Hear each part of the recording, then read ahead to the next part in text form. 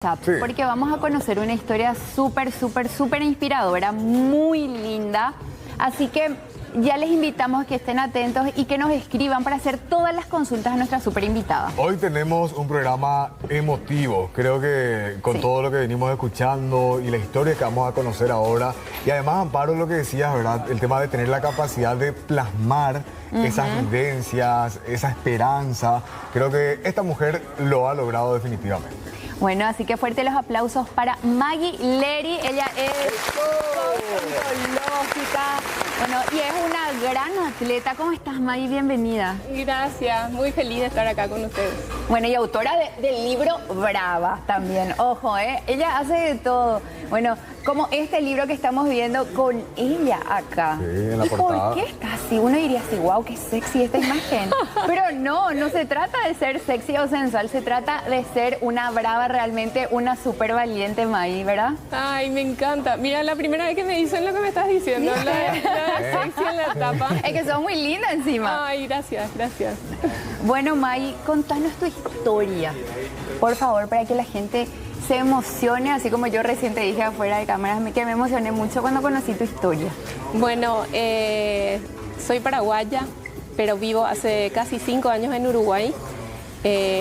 Soy de profesión diseñadora gráfica, soy coach ontológica, quiere decir trabajo con las personas para ayudarles a llegar al punto al que quieren llegar, para desbloquear esos obstáculos que le impiden llegar a sus objetivos. Soy nadadora, me encanta la actividad física, la practico desde joven y hace 11 años tengo el diagnóstico de esclerosis múltiple. Que eso, lejos de hundirme en el victimismo o en el sentirme mal, que fue al comienzo algo que efectivamente pasó. Es que el choque es inevitable. Eso ¿verdad? es inevitable y hay que pasar por el duelo, porque es una noticia mala como hay tantas otras, ¿verdad? Pero hoy considero que fue como el trampolín para poder acceder a esta vida mejor que tengo yo a nivel mental. Cómo logré a través de la adversidad fortalecer aún más mi mente. Así que eso que estás viendo ahí en la tapa del libro soy yo saliendo del mar porque nado en aguas abiertas y esa es mi historia. Maggie, y ya te interrumpo porque Sí. tengo demasiadas preguntas, pero antes que nada, yo vi un video tuyo, no sé si después podemos compartir, señor director, el material de Maggie, en donde ella no pudo completar un objetivo que tenía y te propusiste y te dijeron, otra vez Maggie estás acá, tipo, ¿qué es lo que tanto más vas a intentar? Así es. Hasta que lo lograste. Bueno, los que leen Brava se van a dar cuenta cómo a lo largo de mi historia hay un permanente vos no podés, ¿sí? Y ese vos no podés estaba dado principalmente por sos mujer, tenés problemas físicos al caminar, sos débil, no sé. Habían como muchas cosas que me decían. Que yo lo que hice fue escucharlas, llorar por eso, pero después ponerlas a un costado y probarme a mí misma que yo podía, de una u otra manera. Tal vez lleva más tiempo que el que le llevaría a otra persona en otras condiciones, pero lo logro, de una u otra manera. Y eso que estás contando fue en Punta del Este. Yo vivo en esa ciudad hace casi 5 años, como te dije, mis padres vivían ahí.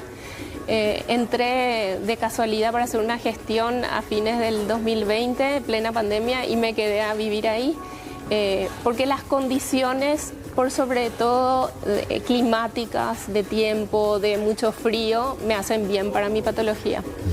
Y enfrente hay una isla, es mar abierto todo y enfrente hay una isla. Y lo que hice esa vez que vos estás diciendo es cruzar nadando desde la isla hasta la playa, digamos, que son 2.500, 2.700 metros, depende cuánto te desvíes, ¿sí? Y ya había probado 2 veces más, 2 veces antes, ¿sí? Y no paré de hacer, o sea, yo tengo que intentar porque quiero saber, quiero probar y bueno... Y nada, y lo logré. Este año volví a hacer, fue un 4º intento, pero es una segunda llegada. O sea, lo logré. Tu enfermedad o patología, ¿verdad? Para decirlo así, para que la gente de por ahí no conoce, no está tan adentrada.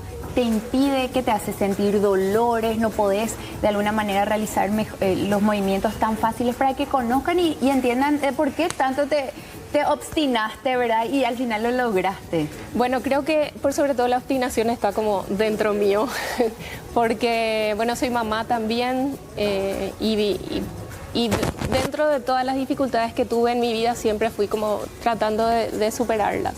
La esclerosis múltiple es una enfermedad crónica, progresiva, autoinmune e incurable que tiene hoy en día tratamientos modificadores de la enfermedad. En mi caso, yo llevo muchos años con la enfermedad sin ser diagnosticada, porque se demoraron como 20 años en diagnosticarme. Y después, una vez que me diagnosticaron, no había un medicamento específico para mi esclerosis múltiple, que es primaria progresiva. Y bueno, lo que hace en mi caso, porque se la conoce como la enfermedad de las 1000 caras, porque todos los pacientes presentamos como diferentes dificultades, vamos a decir. En mi caso yo tengo como desde la parte media hasta abajo, como más débil. La esclerosis múltiple es una patología donde el cuerpo se confunde y empieza a destruir la cobertura del sistema nervioso. Es como, ¿viste el cablecito de la electricidad?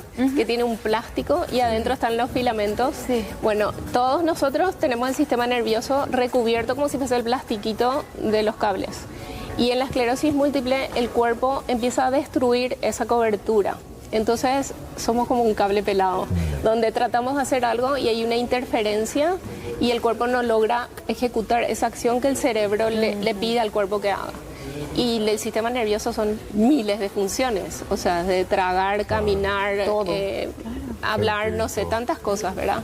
Y a mí lo que me pasa es sentir como una gran debilidad en el cuerpo, especialmente, como te digo, en la parte baja del cuerpo, donde yo trato de mover la pierna y no logro hacerlo ni con la rapidez que quisiera, ni tampoco con la agilidad ni nada.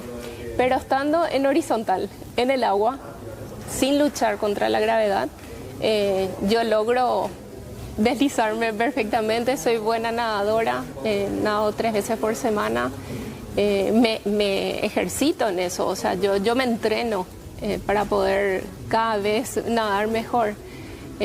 Así que eso es principalmente lo que siento en el cuerpo, como una gran fatiga y una gran descoordinación entre lo que quiero hacer y lo que realmente sale. Ya están manifestándose los fans, las fans, ¿sí? De la querida Maggie. Dice, le sigo a Maggie en Instagram y veo todas sus rutinas. Solo decirle que es una guerrera de la vida. Besos a Maggie. Dice este televidente, no sé su nombre, pero te envía ahí saluditos. Natalia se llama. Gracias, ¿sí? Natalia. Y yo quiero ir un poquito más atrás, y perdón, ¿verdad?, por ahondar en esto, pero a mí me causa demasiada curiosidad, porque cuando veo tu biografía, Maggie, lo que nos presentan, ¿verdad?, habla de incluso el secuestro que tuvo que atravesar tu familia, y te quiero preguntar eso porque ya que estamos hablando de las vivencias que has tenido, creo que eso habrá sido, Dios mío, terrible, ¿verdad? O sea, ¿cómo uno se recupera de eso? ¿Cómo sale adelante? ¿Qué fue eso? Tenés que leer el libro. Pero Entre paréntesis, acá está el libro de Maggie, y a las personas que nos envíen sus 3 últimos números de cédula, desde dónde nos están justamente viendo, le podemos regalar el libro Brava de Maggie Lee. Que pongan, quiero el libro, que pongan, ahí vamos a regalar, tenemos uno. Y ahora te explico, estando yo en la panza de mi mamá, que es así como comienza el libro, mi mamá, o sea, mi familia vivió un secuestro muy cercano. No es que ellos fueron secuestrados, sino que era un secuestro muy cercano a ellos. Y fue el primer secuestro extorsivo del Paraguay. Fue en el año 73, que fue cuando yo nací. Y bueno, mi papá era el gerente administrativo del frigorífico Liebix. Y la persona que fue secuestrada era un gerente que le seguía en la línea, digamos. Y yo cuento ahí en el libro que después se enteraron de todo, de que a mi papá no le secuestraron porque mi papá iba siempre armado y decía que iba armado. Era la época de la guerrilla en toda esta zona, Uruguay, Paraguay, Argentina.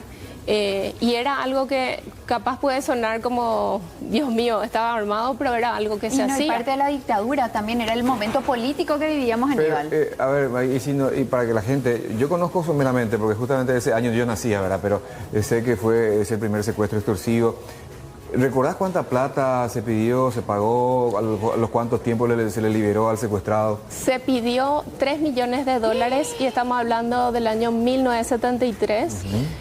Justamente en el libro yo pongo todos los links biográficos, se dice, todas las notas de referencia, porque es un monto demasiado importante para 1973. Una fortuna. Se trajo la plata de Londres, que era donde estaba la central del frigorífico, porque tenían que de alguna manera que rescatar a la persona secuestrada. Y finalmente las personas que habían secuestrado huyeron porque se les descubrió el lugar donde estaban. Escondidos.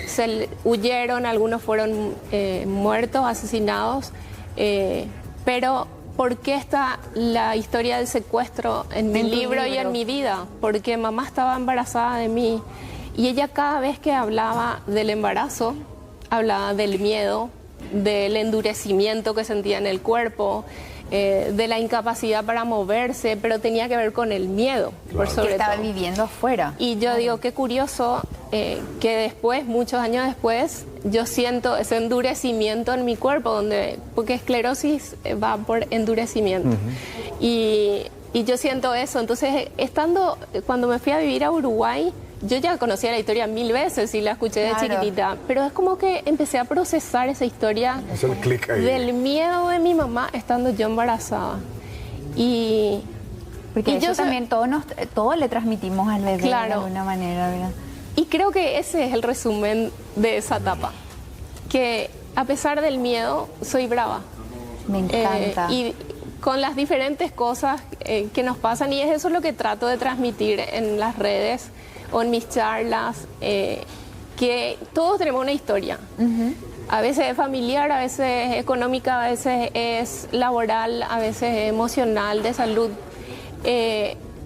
Y está en cómo lidiamos con eso que nos pasa. La actitud, ¿verdad? Acá dice una parte, le pregunta a Maggie, ¿podré hacer algún día un Ironman? Le preguntaba a Daniela en una de nuestras primeras reuniones. Ella precavida prefirió no adelantar respuestas.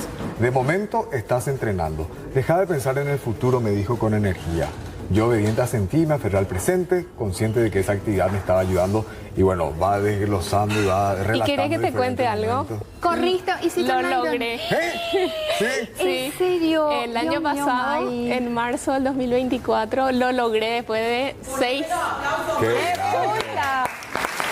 No le para nada, ¿eh? Qué ejemplo, qué vara dejas qué alta dejas la vara para la gente, ¿verdad? Que a veces dice, ay no, yo qué es lo que ya voy a hacer. Y mira, y esto ya me pasó. Siempre buscamos a mí nomás en vez de tratar de buscar, ¿verdad? Y ver la oportunidad. Sí. Esto te ¿Cómo da... que justo esa página abrió? ¿Cómo? Impresionante. Sí, el año pasado, marzo del 2024, corrí el Ironman de Punta del Este y lo hice en categoría posta.